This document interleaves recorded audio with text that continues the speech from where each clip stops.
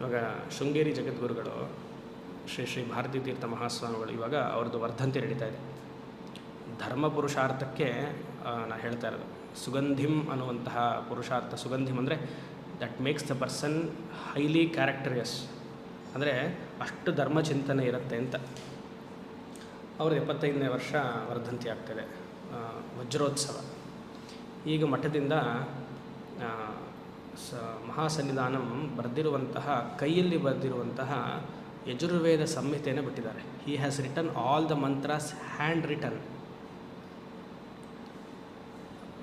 ಮಹಾಸನ್ನಿಧಾನಂ 75 ವರ್ಷ.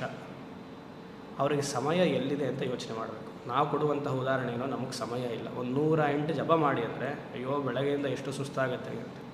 ಅವ್ರಿಗೆ ಮಠದ ವ್ಯವಹಾರಗಳನ್ನೆಲ್ಲ ನೋಡ್ಕೊಳ್ಬೇಕು. ಈಗ ಶಿಷ್ಯರು ಬಂದಿದ್ದಾರೆ, ಪರವಾಗಿಲ್ಲ.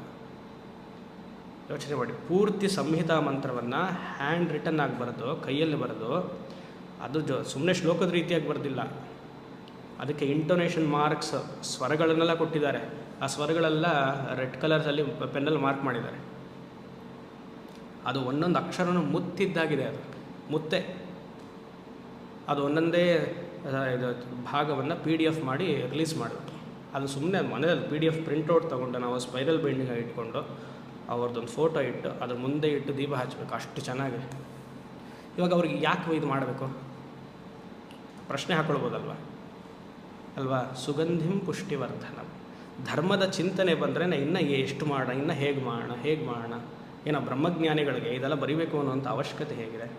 ಅದಕ್ಕೆ ಕೃಷ್ಣ ಹೇಳಿದ್ದು ಗೀತೆಯಲ್ಲಿ, ನಮೇ ಪಾರ್ಥಾಸಿ ಕರ್ತವ್ಯಂ ತ್ರಿಷು ಲೋಕೇಶು ಕಿಂಚನ ನಾನವಾಪ್ತಮವಾಪ್ತವ್ಯಂ ವರ್ತ ಏವಚ ಕರ್ಮಣಿ.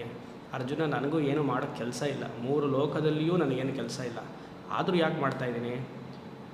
ತೋರಿಸ್ಬೇಕು ಜನಗಳಿಗೆ. ಧರ್ಮದಿಂದ ಇದ್ರೇ ಮನಸ್ಸಿಗೆ ನೆಮ್ಮದಿ ಅಂತ ತೋರಿಸ್ಬೇಕು. ಅದೇ ರೀತಿಯಾಗಿ ಶೃಂಗೇರಿ ಜಗದ್ಗುರುಗಳಿಗೆ ಏನಿದೆ, ಅವ್ರಿಗೆ ಚಂದ್ರಮೌಳೀಶ್ವರ ಪೂಜೆ ಮಾಡುವಂಥದ್ದಾಗಲಿ ಅಥವಾ ಈ ಸಂಹಿತಾ ಮಂತ್ರಗಳನ್ನು ಬರೆಯುವಂಥದ್ದಾಗಲಿ ಯಾವ ಪುರುಷಾರ್ಥ ಗಳಿಸ್ಬೇಕು ಅಲ್ವಾ? ಸನ್ಯಾಸಿಯಾಗಿ ಬ್ರಹ್ಮಜ್ಞಾನಿ ಆದಮೇಲೆ ಇದೆಲ್ಲ ಯಾಕೆ ಮಾಡ್ತಿದ್ದಾರೆ? ಇದೆಲ್ಲ ಧರ್ಮ ಸೂಕ್ಷ್ಮ ನೋಡಿ ಕಲಿಬೇಕು ನಾವು. ಆ ರೀತಿಯಾಗಿ ಧರ್ಮ ಸೂಕ್ಷ್ಮ ಬರುವುದು ಸತತವಾಗಿ ಈ ಮಂತ್ರವನ್ನು ಹೇಳೋದ್ರಿಂದ ಬರುತ್ತೆ. It makes the mind highly refined.